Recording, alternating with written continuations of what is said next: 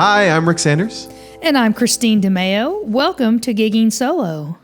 Rick, what's been going on in your life? Well, I've been doing a fair bit of traveling, actually. So I just got done visiting my mom, main mom. Hi, Mom. I know she watches the podcast. And she usually watches it, by the way. Though I know some of you folks listen to it, but some people watch it too, if you can see the cool pictures and stuff like that. But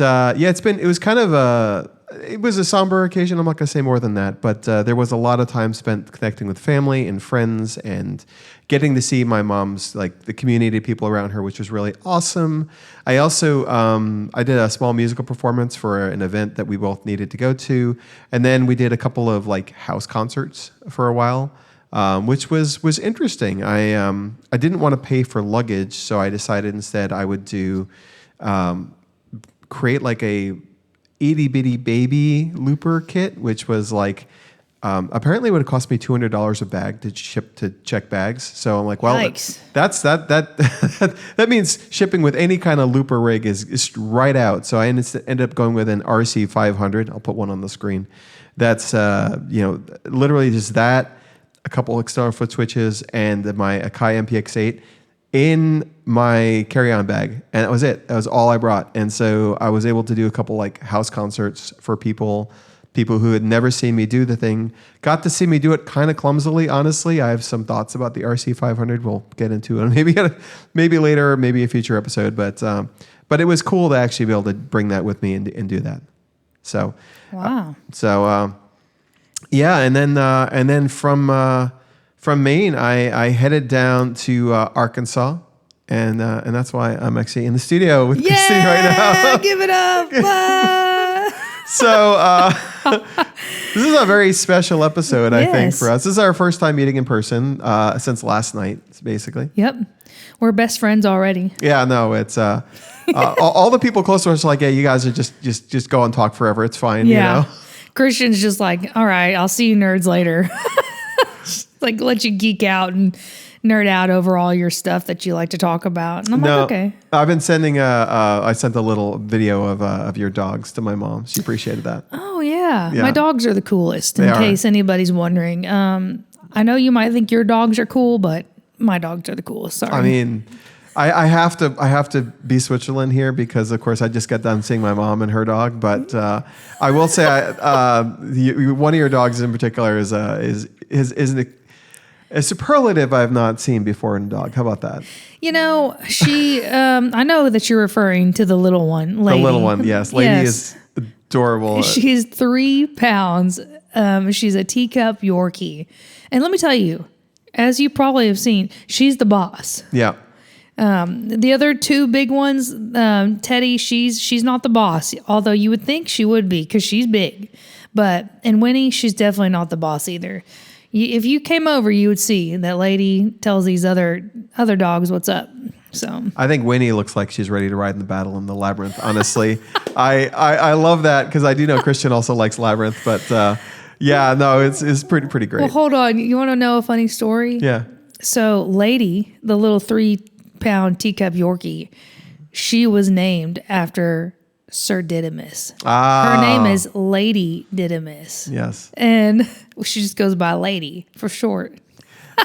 And for anyone who's not seen Labyrinth, so we have an episode that we might do or might not do. We might do it on a Patreon thing. We got to talk about the Patreon thing at some point. We might do that soon. But we had I had the idea to do a topic about music movies, our favorite music related movies. Oh, awesome. And totally. Labyrinth will not be on that list because it's not a music movie, but it's got great music. It's really fun.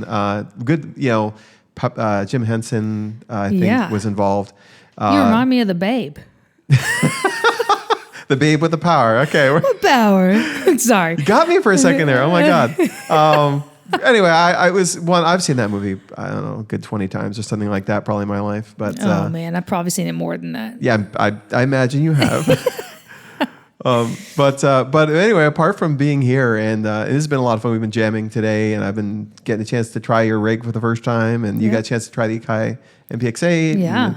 We've been having a good old time. Dude, I really, like I said, I've bought that thing before and returned it, but honestly, it was before I had the rig that I have now. Yep. And after playing yours, I'm like, I might need to buy this thing again. So The best thing about it, and I'll put a picture on the screen, you'll probably see them like hovering somewhere over here. I don't know.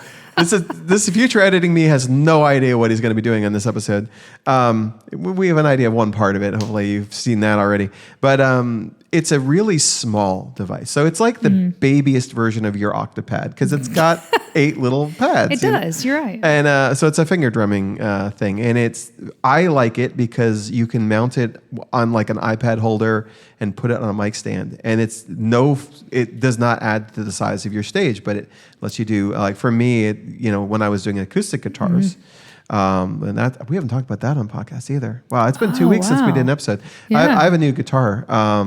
Yes, you do. Welcome to the Taylor T5Z Club. Club. I got to dial it in, and I got a chance to try again Christine's rig, and I'm like, wow, okay, there's some great sounds that we can get out of this thing. But now because I'm going to use the main occasionally, but I am trying to get my hands a rest, as we talked about in the episode about pain. And one of the things that I immediately miss that I need to adjust to is I don't really have those same kind of drum sounds. Yeah. I can't like hit the sound hole and get a kick drum sound, that kind of stuff. Which I keep thinking maybe it's not good for me to do that to a guitar. But then I would just watch the Ed Sheeran movie. Speaking of movies about music, and like the way he hits that guitar, man, I hope the guitar has insurance. Oh, that guitar is going to hit him back someday. I can guarantee you. Yeah. I personally don't like to beat my guitars, Yeah. I like to cherish them and take care of them and rub them down with a finely just polished rag, I don't want to hurt my guitars. I love my guitars. I love them too, but I think sometimes you only hurt the ones you love. Sorry. Yeah, you're right. You're right. So who hits it even more violently than Ed does is KT Tunstall. She takes her fans into a fist and she hits the side of the thing like boom, boom, boom. And I was like, and I think I saw an interview where she actually has to get like specially reinforced guitars so that he can take the abuse. Oh, that's too much for me, man. There are other ways to make your drum sounds. Right, as I'm learning from you, and especially with the T5Z, and so the Akai MPX8 is something that now I have been forced in a couple of gigs I've done since I've had the Taylor to like adapt my setup to that basically. So there's a lot of growth there. And I don't know the final solution. I don't know if it's the Akai. I might move. I don't think it's going to be an Octopad, but maybe the Hansonic. The Hansonics are so cool. I bought one of those and sold it actually because I prefer, if I'm going to spend a lot of money on something, I want to play with sticks. Yeah. It just feels more natural. But I really lately have just been thinking, I don't know, maybe I do need to find some sort of way to incorporate like being able to play with my hands because I would love to be able to do some fills and things like that. And it's a little harder to do on the Octopad, when if I pick up a stick and try to do it, it's going to be awkward. But I don't know. I'm trying to wrap my brain around a solution for that. And maybe the Akai MPX8 is part of that remedy. Maybe not. I don't know. I'm thinking about it. I'm actually super excited to watch you like explore it because just you were using it for half an hour or something like that, and just the way you were thinking about this sound is here, and then instantly drum patterns of all kinds that I would never even thought to do. I mean, if anyone's listened to my streams, I apologize for how boring my drums are. It's like boom, boom. Boom. That's it. That's all I got. I'm done, everyone. Let's go home. All right, let's call it a day. It's I try to like change which sounds I use. Like sometimes I use the clap, sometimes I use the snap, that kind of thing. But like it's pretty vanilla. I'm not a drummer. I'm trying to fake my way through. I'm trying to learn as I go. I think you're doing a great job. Honestly, Thank you. Truly, I even get bored with some of my beats on the Octopad. So I do understand and relate to that. But I think truly at the end of the day, it's just a vehicle. The song, your voice in the song is going to carry, the meat of all that. That's what's going to be what people are looking forward to. They're not, whether we as musicians want to believe it or not, your audience isn't sitting out there and saying, "Oh man, it's a sick drum beat." No, they're listening to you. Okay, drum beat. And then when the melody and the song starts coming together, like, "Oh, I know this song." But never they're going to say, "Oh man, I know this drum beat." It's just not usually the case. You know? Yeah. No, I think it's more that I'm worried that every song. I don't want every song to start the same way, Right. and that you have more variety in your drums. You typically, but not always, start with drums on your songs. And for me, I kind of have to start some in reverse just to keep it from becoming obvious that the drum beat's the same. I'm trying to like hide the ball a little bit there. I get it. I mean, like I said, even I do that sometimes where I'm just like, ugh, if I have to start another song with a drum beat, I'm going to blow this thing up, you know? Yeah. Actually, off subject, I know. No, I mean, on subject. Yeah. I do kind of try to mix that up a little bit by adding what I like to call like a sprinkle with guitar. Like if I can have that little, I think I actually just did a video on my channel of Breakfast with Tiffany or at Tiffany's, where I literally started off the song with just me strumming literally two notes on the guitar. Yep.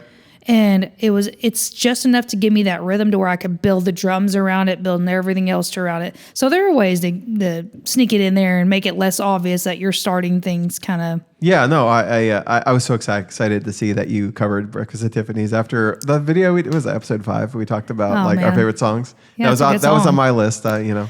Well, when you said it, I was like, I used to play that song. Why am I not playing it right now? So. And also one more shout out to, and I know you get this comment from people a lot.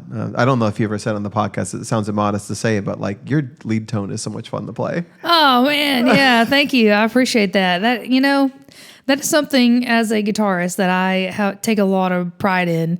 I do really love my lead tone, and I do think it's super cool that other people make mention and give me props for that. I'm like, all right, cool. I'm doing something right here. I remember when I first started learning the guitar, I leaned into electric guitar, and one of the things that for me was really fun was just like that tone, like that when you play a note and it's a tiny little string. If you turn off an amplifier and you play an electric guitar, for anyone who's not a guitarist, it sounds like nothing. Yeah. But then you turn all this stuff on, and it's like this powerful, like force multiplying thing, and it's like. It's like, man, I never get that like aggressive with it, and it's like it sounds really cool. Oh man, well, I was telling you, Rick, that I am a big Neil Sean fan, and so for me, my lead tone is reminiscent of what I've heard from Neil Sean growing up. Neil Sean is, in case those of you that don't know, a guitarist of Journey, monster guitar player. Oh my gosh, if only I could be just a little bit as good as him, that would be just incredible. But yeah, he's kind of who I modeled that guitar lead tone from. I could see that, yeah, because it's got that kind of 80s. I mean, it's like I'm guessing what goes into like a little there's chorus. I'm guessing reverb, delay, and distortion, and a little bit of compression. Actually, I don't think I have any chorus on that one. Just delay and reverb, compression, and obviously like an overdrive. Yeah. But yeah, it's definitely, that's when I was crafting that tone, I was like, all right, what's going to give me that big anthem-y type vibe? And I was like, Neil Sean vibes. All right, let's channel it. Let's get it together. No, it's super cool. Anyway, I've had this experience twice. I was able to meet David Shannon in New Zealand, and his rig was a lot more harder for me to grasp. Because this is back when it was like, I think he's moved on from this era, but he had like this it's just behemoth. It's like 1.5 times the size of mine, and I know mine's bigger than yours. Yeah. And it's like, there were 2 different octave pedals on it. There was like random like expression pedals and stuff all over the place. I'm like trying, okay, what are the 5 things I can remember where they are so I can play a song on his setup? And whereas yours, it's like, oh, okay, I pretty much got it. I am... and I'll live and die by this. I am all about simplicity. Yeah. And when it comes to making yourself sound good, if you don't have the goods to start with, you can add as much gear as you want, as many things as you want. It's still going to only sound so good because you're only so good, So for me, I'm like, let's keep it simple. Let me accent the things that I feel I'm really good at. I feel like I have a good, strong vocal.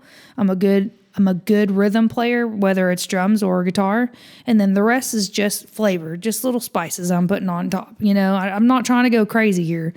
Now, a year or 2 down the road, I could have a lot more toys. But as of right now, I really try to keep things like more simplistic and about the song, I've already apologized to Christian about the MPX-8, by the way. I just want you to know that. I said, I'm sorry I bring this in here. I know what's going to happen next. Yep. It's relatively inexpensive. Yep. Oh my goodness. You know what? I'm going to save it for next episode. I have a story to tell by a poor little Akai MPX-8, but we're going to tease that. So this is episode 18, I think. And so 19, we'll tell a story about a poor beleaguered, maybe deceased Akai MPX-8. So, but that's not what we're going to talk about today. We should get on to our topic. Christine, what are we talking about today? Today, we are talking about the embattlement of the bands. Rick, do you want to bring us into that a little bit? I just had so much fun making that pun. I just want you to know, we blame me for that one. It was hard to say, to be honest with you. I'm struggling. It's Embattled of the Bands. I'm sorry. We changed it. Yeah, so because I wanted to make it like Battle of the Bands as close as possible. I still screwed it up. Sorry, guys. It's okay. I mean, with my phrasing can be a little bit much sometimes. But so what we're talking about is it's kind of a mirror image of our very first episode, which honestly doesn't feel too bad to revisit. We're going to hit different things, but also I'm still sad about the audio quality of my microphone on that episode. So this is like a mulligan on episode 1, but it is more about like, there are dynamics in bands that you avoid by being a solo performer. And I want to talk a little bit more about the band side of that coin. We talked a lot about the solo part of that. And part of that was because we wanted to start episode 1 with something more positive. We don't want to go super negative with this one either, but we do want to talk about the things that are like, you know what? I'm kind of okay not having that be part of my everyday. And so we want to talk a little bit about that. But you've had a lot more recent experience with bands, and there's a lot to recommend playing in bands as well. Right. Actually, if we're going to go to some of the positives that I like about playing in a band, is I personally love the community. The what's the word I'm looking for? Camaraderie. Yes, camaraderie. Yeah. That's something I really enjoy about playing in a band because let's face it, you actually have noticed this and said it quite a few times just this past week. I'm on the road a lot. Yep. And a lot of my gigs are actually like 1 to 2 hours of a drive. And that happens with just me. So I'm sitting there in my little vehicle, just listening to podcasts, listening to the radio. Every now and then when Rick's not busy, I'm sending him a Marco Polo and, trying to talk to him while I'm driving. She has heard our episodes so many times. Yeah. I'm sure you listen to other stuff. I do. I do give us a vanity listen, honestly, just to make sure everything's okay. You want to make sure it sounds good. Yeah. That's fair. 100%. But yeah, so that is the biggest reason probably why I love being in a band is because the community. Yeah. And the collaboration.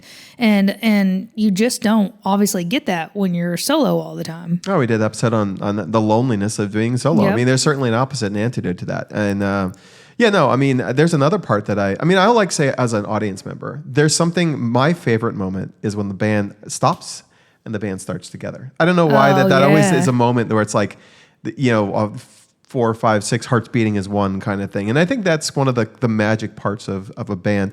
Plus, of course, like, we are loopers, when we do things solo and we do to make them sound like, band in a box or one person band or whatever the tagline you want is, there's still an unavoidable repetition. You don't get like that cool bass lick over here and that cool guitar part over there.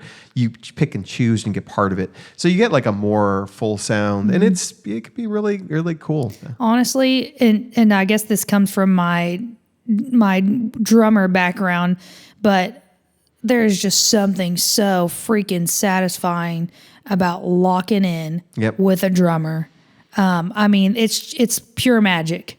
When I really enjoy playing music with Daniel from my drummer from Mayday and the Crash Outs, and I tell you, when him and I are just locked in together, it is just freaking satisfying. Yeah. But when we add in a bass player, and oh man, I have another band that I front and play in called Luna Jams. And I love it when I have just a grooving bass player that's just like funky, and I can tell him and the drummer are just like, they're just coalescing together. It's like, this is beautiful. So there's just a lot of magic, I think, that happens when you play in a band, because let's face it, playing as a team, it's like, wow, we did this together, man. And it's just like, knowing that you all sync up and lock in like that that's an accomplishment personally. Yeah, maybe. And I also I do think like Daniel, for instance, like, you know, shout out to Daniel, by the way. I've not met him in person yet, but he's cool. And one of the things I really like about Daniel and you is like you guys bounce off each other personality wise. Yes, like there's I a love lot him. of like on stage like chemistry that's it's created by having more than one person there, because we've all been in gigs where we play to people and they ignore you, and there's nothing to bounce off of there. At least with someone on stage, you've got someone's paying attention. Yeah. And in fact, I had a you know, that event that I had to do where I had to play a couple songs and everyone's eyes were on me. Yeah. And I think I opened that, said, so just so y'all know, I am a professional musician, but I'm used to no one looking at me. So if you want to look at your phones or pretend you're not looking, I'll be more comfortable. Yeah, it's more per usual. That way, you know, it's fine. It's okay. But all those things. You know, it's funny because when you do have someone else on stage, you do get to have that bantering and throwing the ball back and forth.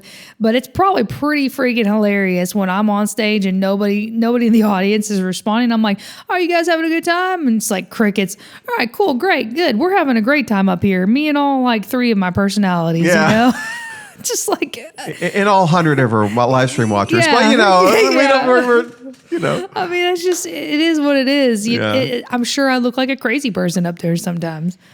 Well, So. do you ever, I mean, we also do YouTube videos. Do you ever feel that way when you're recording a YouTube video? You're Oh. talking to the camera, 100%. which will never talk back. It just records you as you are. It's like the most rude person just staring at you. Yeah. It will not miss anything. You know, my camera, thank God it can't speak because it's caught some fits of rage where I'll be trying to like film a video and all of a sudden I screw up the line. I'm like, God, you know? So it's probably good that thing that can't speak. So we got a lot of positivity out of that and a bit of silliness. What's one of the things you don't miss when you're not playing in a band? Oh gosh, I do not miss like dealing with other people's schedules. It will annoy me faster than anything I've ever experienced because when it comes to schedules, and you know what? Everybody screws up. Yep. I actually just dropped the ball where I was supposed to be playing a full band gig last weekend, totally glanced over this text message and had to like do some working around and everything.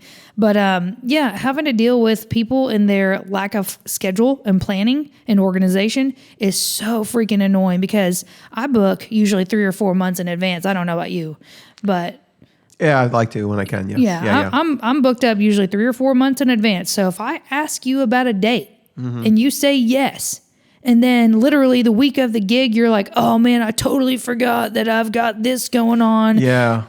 I'm sorry, that'll set me off the edge. I'm like, you literally had months, you know?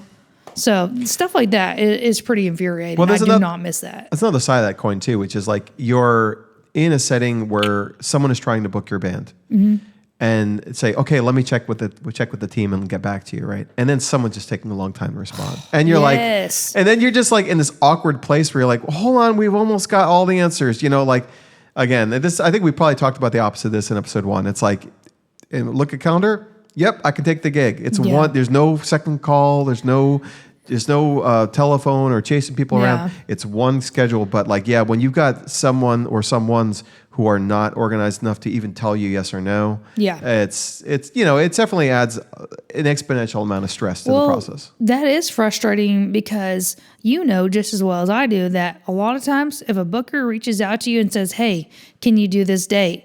They're sitting at their desk or wherever for only a few minutes. Yep. And so truly you need to respond quickly. And when you got 2 other guys that are dragging their feet, I don't know, let me see if I'm going on vacation this week or let me see blah, blah, blah. And I'm like, oh my God, I need to know like within the hour, guys, so that we can get this gig. You want to play gigs, you want to be booked. I need snappy, faster answers. I need you to have your calendar on your phone where you can tell me more quickly, you know? Yeah. So might be that like is frustrating. Like a band charter thing. It's like if we're in this band, this is what we want to do, this is what we want to accomplish, this is what we expect. Yeah. But in reality, a lot of times that doesn't happen. Maybe people are just unavailable for even good reasons, but like it's still it's a lot harder. Yeah, definitely. You know, I don't want to go to that actually just yet. I don't want to say what I was going to say because I don't want to throw us off topic. But yeah, it's frustrating the scheduling thing. Yeah. Well, I'm gonna jump out of order here because we've got our little list here. It says you can't see it; it's not here. But we're still getting used. So this is all new. We took a lot of time setting up the studio for an in-person podcast, and this is actually a lot of fun already. But totally. One of the things that I remember this from the last band I was in because I was a part of a band where it was a 6-piece band. So like all the other stuff you're saying about juggling schedules was like horrific at places. You know, almost always one band member wasn't there, and then you have to do the whole can't we even take it, that sort of thing.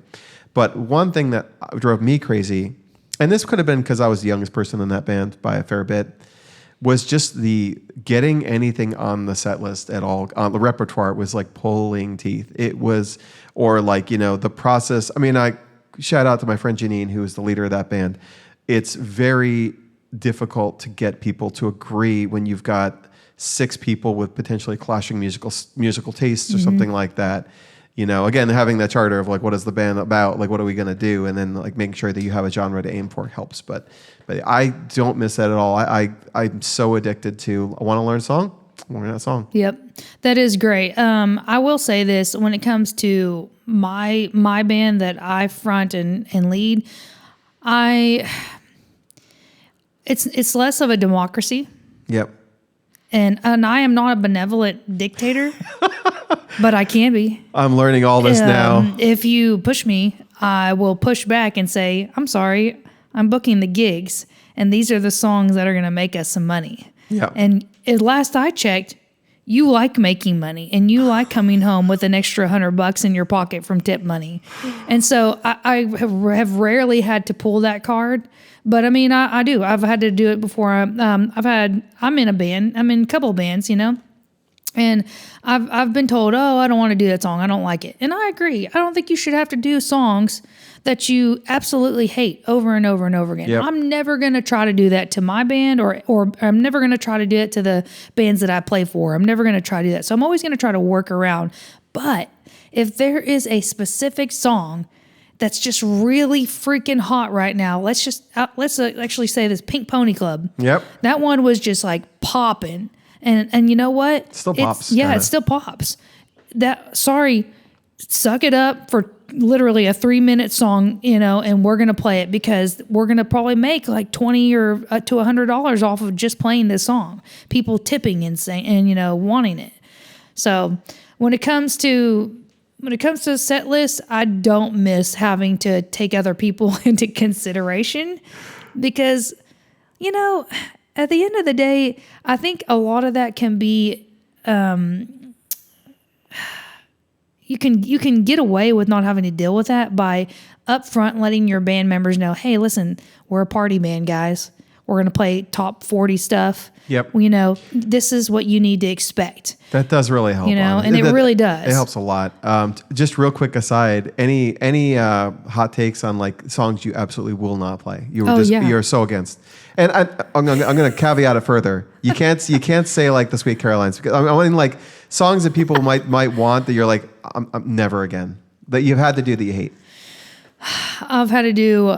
And this wasn't, I don't know why this one's popular in Hot Springs. It's Bobby McGee. Oh, really? I will not do Bobby. I will, unless someone is tipping me $100 bill, Bobby McGee, that is not going to happen. Yeah. I do not want to do it. I'm getting to the point where I won't sing My Girl, but I'll play My Girl. And that's a good song, but I'm sick of it. Yeah. I'm sick of it. What about you, man? I think 2 of mine are, and this is from that last band I was in. We did a birthday party for someone who really liked the Rolling Stones, and someone in the band really wanted to play Dead Flowers. I don't know what it is. I don't know if it was the way it was recorded. I hate everything about that song. I've never been more miserable learning music than I was learning Dead Flowers by the Rolling Stones. I'm sorry, any Stones fans out there. I like, I do Sympathy for the Devil. I mean, I'm all about it. I think it's fun. But like that's oh my god. And the other one was "Fly Like an Eagle," which is a great. Oh, it's a good wow, song, yeah. but it was the way we did it. I think we tried to extend it, and everyone would get lost every time we did it. And the song would end up taking like 7-8 minutes. And I'm sorry, I never liked the jam band. I'm not a fan of Fish. I'm not a fan of the Grateful Dead. I mean, I don't hate them, but I'm just like that's not for me. Yeah, totally. And I'm in the middle of them. I'm like I don't even know what's happening anymore. I'm like I'm playing these I'm chords lost. again. I don't know where we are. Rick Jam. I'm like I don't wanna. I want to move on to the next song. I'm so bored of this right now. Like I think I'm like I think the only people I'm watching that one's on their phone now. That one's on their phone now. Guys, we're losing them. Come on, let's go. Yeah, totally. I get it. There are some songs like that. Actually, another one, and we play it in my band, but I don't want to sing it, which is it's just totally different. Mustang Sally. It's like don't want. We found another fist bump. I don't want to sing that song, but I'll play it. I'm so over it. I'm just like, please don't make me do this damn song. God, there's that again. movie. I think it's called The Replacements. It was about a. Did you see that one? It was about R&B band in I want to say Ireland or something like that. And there's a guy who sings that, and he crushes that song. And I'm like, okay, I get it now. I never heard it sung well before that. Like I Yeah. never really listened to it.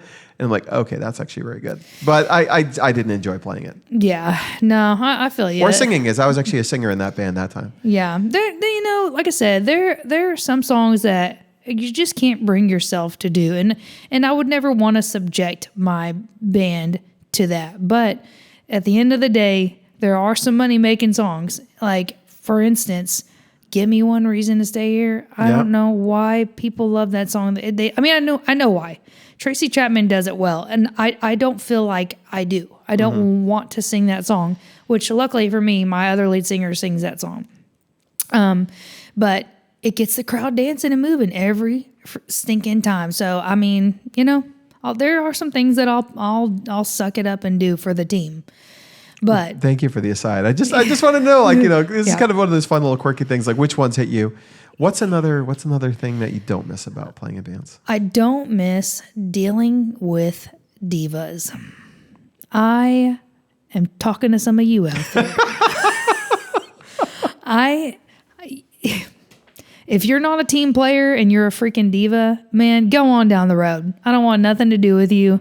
I have played in many a bands and I have played with many a divas, and I refuse to play with somebody who's just like, I'm only going to do this song and I'm only going to do it this way and just, or I can't go to that gig or whatever because I don't have the time to play that one, or just something stupid, you know, to where they just make your life difficult, or they have to have green M&Ms in a bowl, you know, separated from the brown M&Ms. You know what I mean? Just somebody who just makes everything you do more difficult. And it's usually the one who doesn't book the band. Yeah. I don't want to do that song. I don't like it. Okay, well, this was a pretty popular song. It gets people moving. I don't care. I don't like it. All right, cool. Or that member that wants to show up to rehearsal and not know their part. They say they do. Everybody's got their stuff learned and everybody's ready to go. And then so-and-so strolls in, doesn't know anything about the song that we're playing. Yeah. No, I've been there. It's funny. Both of those kind of remind me of the first band that I joined. So I joined this band, and this is, I don't know if I told this origin story or not. I was looking to get into a band as a bass player because I'm really sorry, bassists. I know this is a very offensive thing to admit. Because I thought, and where I was with my guitar journey, I was not nearly good enough to get into a band as a guitarist. So I'm like, I'll fake it as a bass player. Terrible idea. Again, I recognize. You're gonna get some flack for and I should. Incoming. Come on. I get it. I'm saying I was very dumb. I was young and dumb. But one of the things that was interesting was I went there. I had a bass. You know, a thing that was passably identifiable as a bass. It was not a very good one. I got a list of songs, and I didn't know most of them. And I was asked to come in. I think, come in tomorrow. We have a guy we're auditioning. Like, basically, the band leader said to me, "Okay, oh yeah, we've already got a bass player, but you know, why don't you come to rehearsal tomorrow anyway and just like fill in? And we got a guy we're auditioning for singer, and you'd be a good fit." I said, okay, sure. And they gave me a list of songs. And it was like 36 songs. And I knew like, I had heard like 18 of them. Okay. So I spent 6 hours that night going through and trying to make notes of 36 songs, which is an absurd process. That's a lot, yeah. It's a lot. I mean, I got to the point where I basically knew what all of them were, but I didn't know any of them well. I mean, but the guy could tell that I put the work in. Yeah. But the funny part of the story where it comes back to the diva thing, because I did do my best to learn what I could, which was an impossible task, was the singer that they were auditioning showed up late and had to leave early. So the whole practice around the singer, and he just shows up like an hour late. Yeah. And I'm looking at these songs, and this is back when I was like, I'd taken 3 voice lessons at this point. And he says, and I said to the band leader, I said, I think I could sing a couple of these. Yeah. And so there's, if anyone's seen The Princess Bride, there's this whole bit with the Dread Pirate Roberts, good night, sleep well, almost like I kill you in the morning. And that was my next 4 rehearsals with this band. Most likely kill you in the morning. Thanks for coming, Rick. We appreciate it. Come again, but that, you're not in the band. So I ended up, second rehearsal, I showed up ahead of the singer who was being auditioned. And I sang four songs, and then the singer came and was not quite so diva-like, but long story short, I get to the end of this, and I got a call, and they says, "Hey, we'd like you to be our singer." And part of it was because I was not a diva.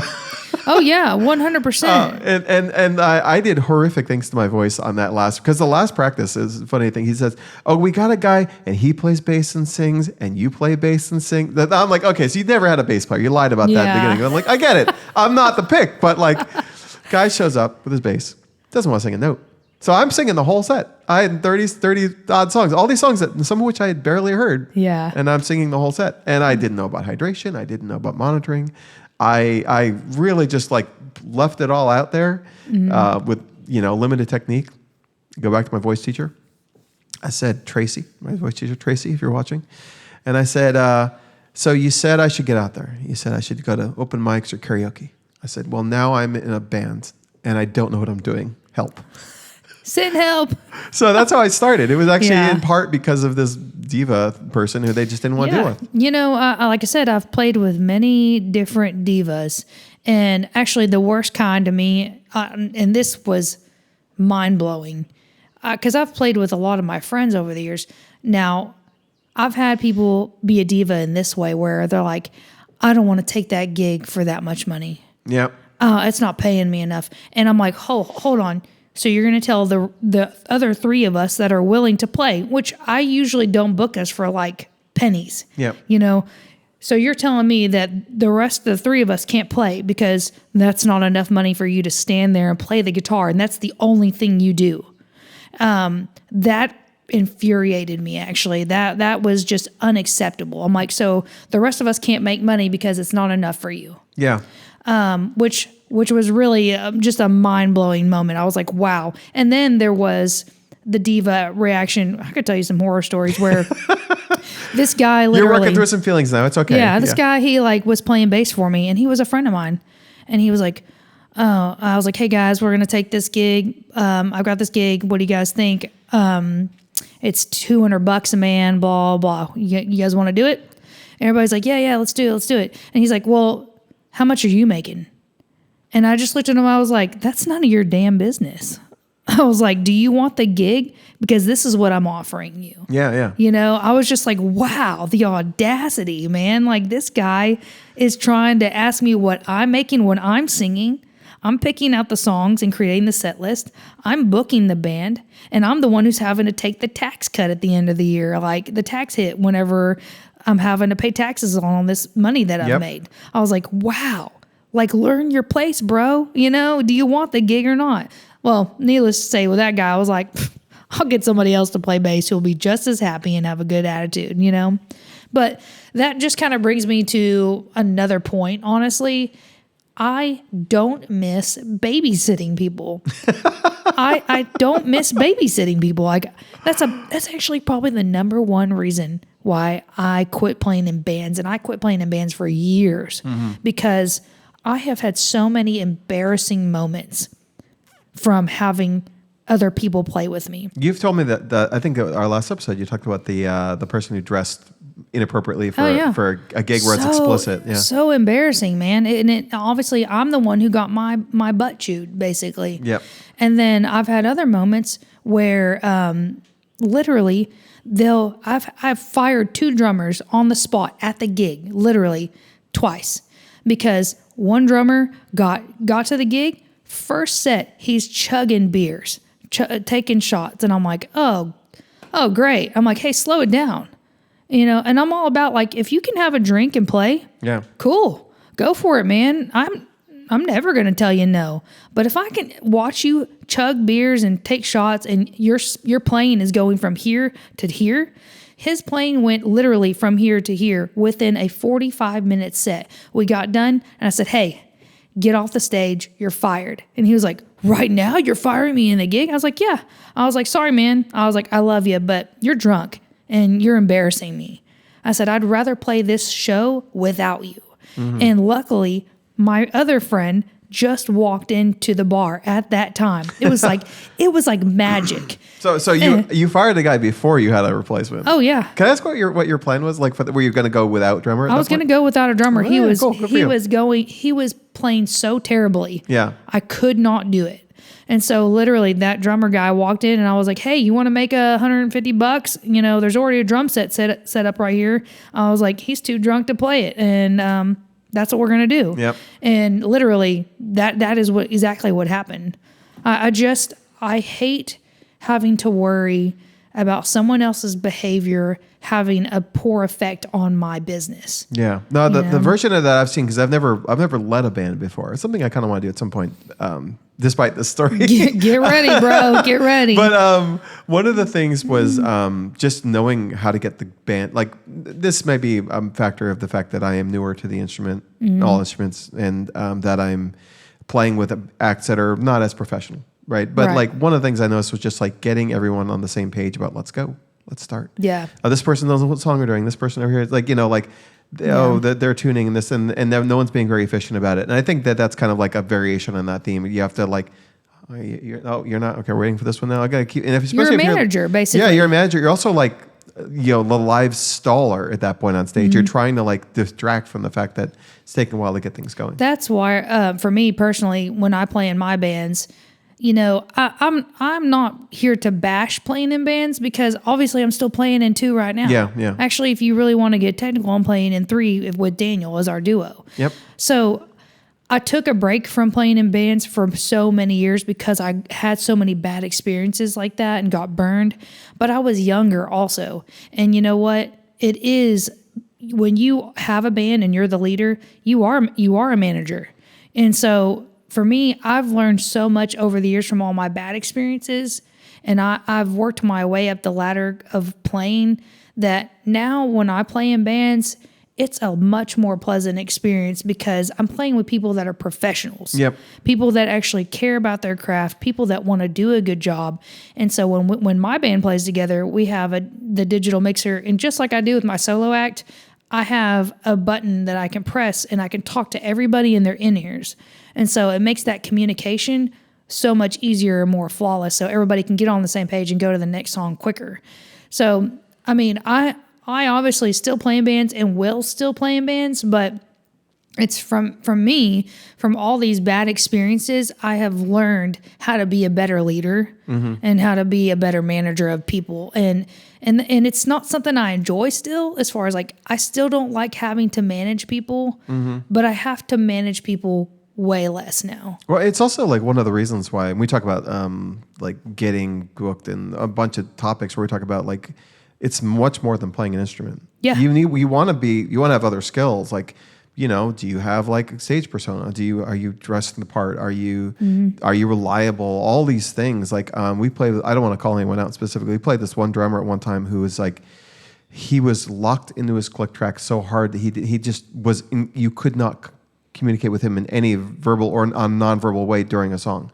He was on rails. If something happened, the instrument went down, he's still playing oblivious to the rest of the band. Oh, wow. And at a certain point, it's like, you would be better replaced with a drum track at that point because at least you can stop and start the drum track. Yeah, for sure. So like, whatever mechanically well he was playing, it was just like, okay, that's not, we can't work. Yeah. This is not workable. And this is, as any kind of leader in any kind of, and you're touching my old manager brain. As any kind of leader in any kind of setting, you do want a team that like supports what you're trying to do as a team. So I've got, and part of that for me is ideally that they're able to kind of set things up relatively quickly, or at least, I think this is probably more of like a sign of band health when you have a really consistent setup and sound and stuff like that. And this is something that, again, you start playing like the beginner bands and stuff like that, it's a lot more, difficult because everyone's got their own stuff and they're not really dialed in. But, I think even with the best situation in the world, playing as a soloist, especially the way we do it, we pop in, everything's just ready, pre-mixed, and off you go. It's hard to get to that degree with a band. You want to spot check things with the room and everything like that. So it's always going to take longer to set up and specifically set up sound as a band. That is actually one of the things I despise about playing in a band that I'm leading. Yeah. Now, when I play in other bands that are hiring me to play guitar, I'm like, I'm just showing up, plugging my guitar, and that's great. But these bands, even in the duo, Daniel will tell you, before we just did our last gig together, I think because I was sending you Marco Polos, I spent hours. I spent a whole day. Yep. Literally doing what I call prep work, where I prepped my looper and wrote down all my settings that I needed to change, and I made basically a guideline to follow when I play with Daniel. And then I was also I had our digital mixer turned on, and I was saving our scenes, and I was setting all of our gains. I was gain staging, so that way when we got to the gig and we were ready to do a sound check, all I was really moving was the faders on the main mix. And then I had already dialed in our mix for the live stream here at the studio. So I was able to save that. But still, even when it came to that gig, it was still a lot of setup, but it was a way smoother transition. It like I said, playing in a band can be enjoyable. You just have to get to that point when it comes to like gear and setting up, to where that transition gets smooth. It takes some time, I think this is actually one of the things that maybe you can almost say is like true, is almost the same for bands and solo. It just is more work implied with the band. Oh yeah, for sure. Which is like, we've been talking since I've been here, like that there's a lot of work that goes into making it look easy. We've spent thousands of hours, learning our craft, but also just, getting things dialed in. Your guitar tone, for instance, right? These are all things you do ahead of time to make yourself sound good on the moment. And in a band, you just have less control of that. And again, speaking control freak to control freak, maybe? Yes, absolutely. So, your mileage may vary, but in terms of your ability to control, someone else just changed out their amp and their guitar, and suddenly all the things you didn't mix for them don't work anymore. It's just one of those realities. It just is more moving parts, and you gotta make allowances for that, I think. Right, and like I said, that is one of the things that can definitely deter me from wanting to play in a band. But like you said, we do have to do that for our solo acts as well. I know I've done so many thousands of hours mixing and setting up tones and things like that, but. I think that if you are going to play in a band, just keep in mind that there are going to be things that you like and don't like. There are pros and cons to playing in a band. And for me personally, I don't know about you, Rick, but for me personally, if I'm going to play in a band, it has to be worth it. It has to be something that either A, is like good money, or B, I really like the people, so that they're a good hang. Yeah. Or, C, it's going to be something that just scratches that musical itch for me that I just really can't get playing by myself, because, as a solo one-woman band or one-man band, we already can do it all. Yeah. So, it does have to be worth it. And if you're in a band and you're listening to this, and I expect there's probably a fair few people who will. I mean, one of the things like if some of this prep work is not happening, maybe be the change you want to see. Like, you gain this, work with, if you're not the band leader, for instance, and say, hey, I want to have a crack at like working the mixer or doing this or that. It sounds like, oh, why would I volunteer for that additional work? Well, one, it's going to make you way more valuable that band and other ones. It's also going to be like skills you can use, like transferable skills. We said a couple episodes ago about like you can turn that into other work especially if you're a musician full time. Right. You want to have the ability to like, being a sound person gigs are awesome actually. Yeah.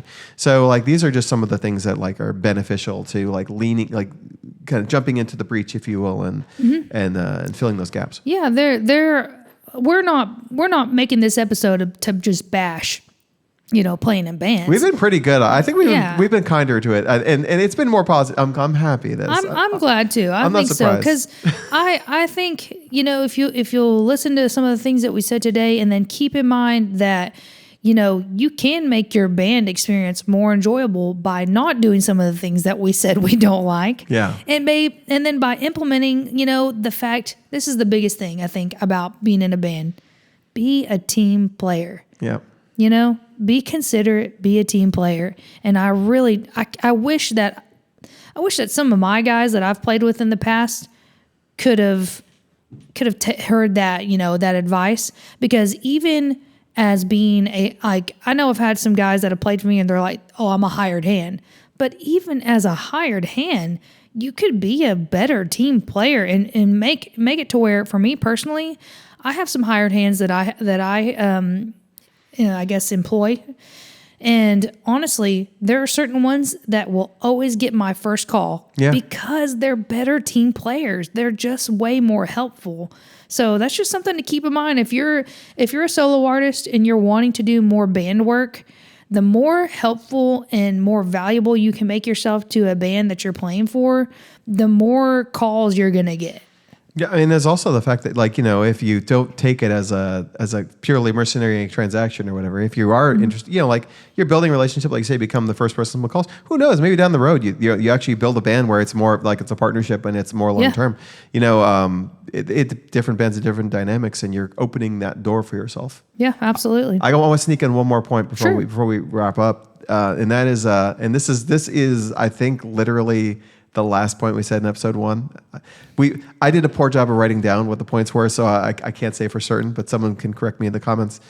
Is when you play in a band, that you inevitably are going to be splitting tips with someone. So, again, we are sole proprietor, musicians. This is what we do for a living, so that is a real consideration. You don't want to be too fixated on that, but it's a pretty big benefit to being solo and a real cost to being, like a 6-piece band. Every dollar is 16 cents. That's a meaningful chunk that you lose off the top. And so, obviously, we're talking again. We just had our interview with Nullabye that went as we're recording this one live last week. And obviously that tipping culture is not a consideration in every place. No, that's crazy to me. That still blows my mind, honestly. Yeah, but if tipping is part of your equation, you can bill more for a band to compensate, but tipping is always going to be cut by presumably equal parts by all members. Yeah, I usually do. That's something actually. Not usually. I do. I will split my tips evenly with my band. And if I'm just being fully transparent, for most of the gigs, we're all getting paid the same. But if there's like a private event or something, corporate wedding, I'll be honest with you, I'm taking a bigger cut. And as I should, because I'm literally I'm the boss, I'm doing everything. That my reputation is the reason why we're getting this gig. So I usually will take a bigger cut on gigs like that. And then it still feels fine and fair to split tips with everybody. Absolutely. So. Absolutely. Yeah.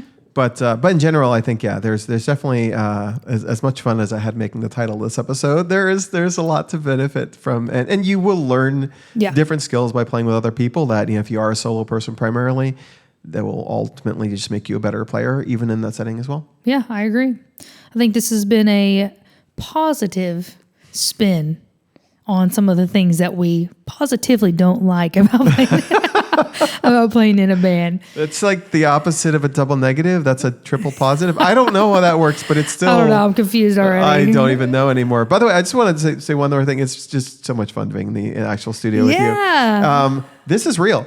This is an actual drum kit. I thought it was a picture forever, but it's a real... Serious? No, I'm kidding. was about to be like, oh my God. I hit it once by accident. I'm like, oh, in case you were curious, that's real. We're actually in front of it now. Yep. We're here in the studio today, so this is real cool. Yeah. This is not something we get to do very often. No, it's pretty great. And we're actually going to go out and get some dinner and meet some local folk. But anyway, folks, we hope you enjoyed this one. We're going to try to get another one done while we're still in Arkansas. Yep. And hopefully future editing me does not cause this to become a train wreck. I think it'll be fine. I think it'll be good. Yeah, you'll do a good job. Yeah. Christine handled all the tech. I just sat here and said test 1, 2, 3 He did. He was the talent today, and he made sure to crack the whip on me and getting this stuff done. I was like, are you getting my good side? Is he was being a diva. Just getting us in the right mood for the episode. Well, we hope you guys enjoyed this episode. And if you did, please don't forget to like and subscribe. Maybe leave us a review on the podcast platform of your choice. But we would sure appreciate it. And, I think that's all I really got for them, Rick. I will say also any comments for any ideas for topics or anything like that. We've done one of those in the past. Shout out to our friend Aaron Lehman.